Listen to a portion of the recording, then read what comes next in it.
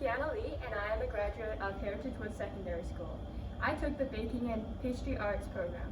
My business name is Chantilly Bliss Confections. The company was started based on a school project, which is called our capstone project. It's our grade 12 graduating thing that all grade 12s have to do.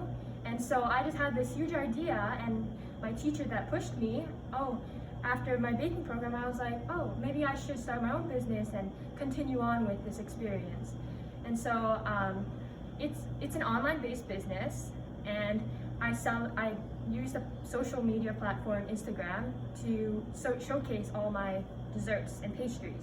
So some of the things I do is like eclairs, cream puffs, that's my best seller right now, custom cakes, mousse cakes, all of that stuff.